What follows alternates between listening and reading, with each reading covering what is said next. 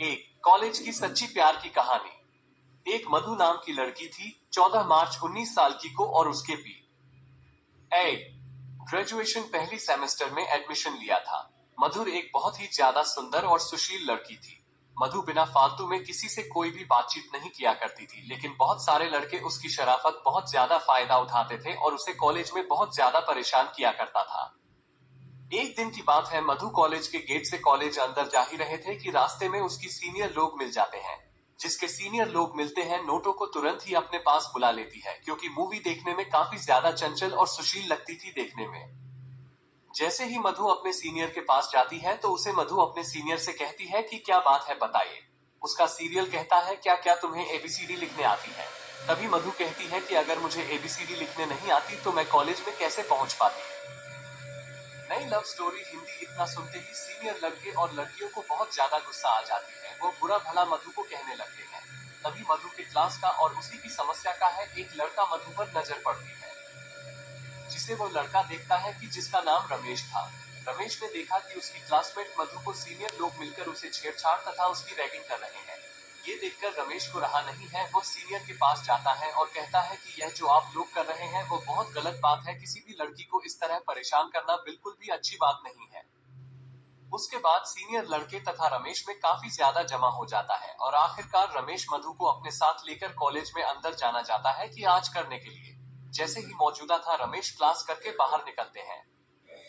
रमेश से मधु कहती है कि कॉलेज में जो लड़की मुझे परेशान कर रहे थे, मुझे उससे बचाने के लिए आपका शुक्रिया। तभी रमेश कहता है कि ऐसी कोई बात नहीं है, तुम्हें मुझे शुक्रिया करने की कोई जरूरत नहीं है, क्योंकि तुम मेरी क्लासमेट हो और तुम्हारी सुरक्षा और रक्षा करना मेरा फर्ज होता है।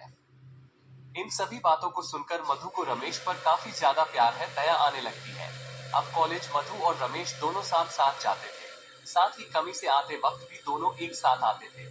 रमेश को पता था कि कॉलेज में बहुत सारे लड़के होते हैं, इंजॉय जूनियर लोकेशन लड़कियों की रैगिंग करते हैं। School love story in Hindi. अब तो रमेश मधु को कहता है कि तुम अगर पहले आ जाओगी कॉलेज तो तुम कॉलेज अंदर मत जाना, मेरा इंतजार करना बाहर ही है।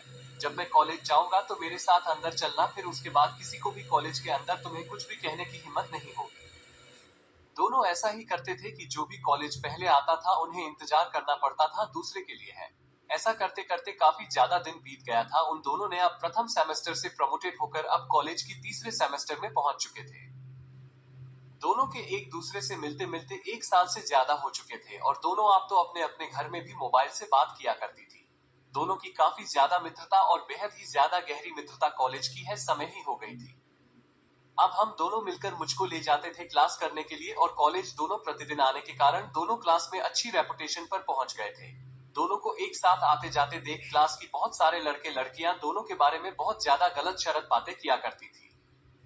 लेकिन इन बातों से मधु को किसी भी प्रकार का कोई फर्क नहीं पड़ता था, क्योंकि मधु कहते थे कि हम दोनों सिर्फ एक अच्छी दोस्त है, वो जिसको जो सोचना है सोचने दीजिए। हम लोग कॉलेज में साथ आते हैं, साथ जाते हैं और साथ रहते हैं, हमेशा ऐसे ही रहेंगे। दुनिया वाले कुछ भी सोचे, मुझे कोई फर्क नहीं पड़ता है। Short romantic love story. Short romantic love story जैसे ही 3 साल पुरानी वाली थी। आप सभी लोग अंतिम सेमेस्टर की पढ़ाई कर रहे थे। बधाई देने के बाद, परीक्षा देने के बाद आप सभी लोगों की छुट्टी होने वाली है। लेकिन मधु को इस बात की चिंता होने लगे थे कि बिना रमेश की दोस्ती के कारण वो एक कदम चलना तो दूर की बात है, कॉलेज आना जाना भी नहीं चाहते थे। आशीष मिश्रा का आखिरी एग्जाम हो रहा था। तभी मधु रमेश से कहती है कि मुझे तुम्हारी बिना रहने की आदत नहीं है। हम कहाँ से, कॉलेज तो बंद हो ही जाएगा, अब तो कोई क्लास करने भी कॉलेज नहीं आएगा। मुझे आपकी आदत लग गई है, मैं तुम्हारे बिना नहीं रह सकती हूँ। उसके पास रमेश करता है कि मेरा भी हाल बिल्कुल ऐसा ही है, क्योंकि हम लोग पिछले 3 सालों से एक साथ रहते हैं, एक साथ आते हैं, एक साथ जाते हैं और क्लास में एक साथ पढ़ाई करते हैं। साथ ही साथ हम लोग कॉलेज के बाहर सता घर में भी एक दूसरे से फोन पर बात करते हैं। ऐसे में कॉलेज खत्म होने के बाद आप दोनों को एक दूसरे से मिलने की तरह ने आने जाने का ख्वाब तो टूट ही गया था।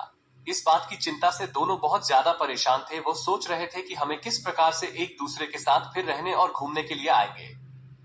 लिखित परीक्षा अंतिम चल रहे थे। परीक्षा देते देते शाम हो चुके थे।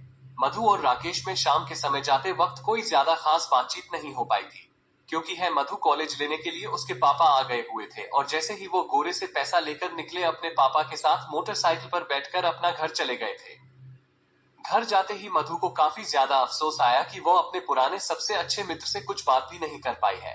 फिर मधु अपने घर वालों को इधर उधर जाने का इंतजार करती है। जैसे ही घर वाली रह जाते हैं, मधुर अपने कमरे में जाती है और राकेश को फोन करती है। जैसे जैसे समय बीत रहा था, वसीम उसे दोनों की दूरियां दोनों की मजबूरियां बन गई थी, क्योंकि दोनों बिना कॉलेज के अब एक दूसरे से मिल भी नहीं पा रहे थे। अब तो दोनों की व्हाट्सएप कॉलिंग तथा ऑडियो कॉलिंग पर ही ज्यादा बातचीत होती रही थी। एक समय ऐसा है, आपके दोनों 24 घंटा बात किया करते थे, क्योंकि उसके बिना एक मिनट भी दोनों में से किसी का भी मन नहीं लगता था। उसके बाद एक दिन मरोगे दी है कि क्या हम लोग इसी तरह फोन पर ही बातें करते रहेंगे सभी दिन। अभी मधु कहती है कि मेरे घर वाले मेरे शादी के लिए लड़की देख रहे हैं। आगे मधु कहती है कि कुछ भी हो जाए, मैं किसी और से शादी बिल्कुल भी नहीं करूंगी। मुझे तो तुम भूल जाना पसंद हो। मैं जब भी शादी करूंगी तुमसे ही करूंगी।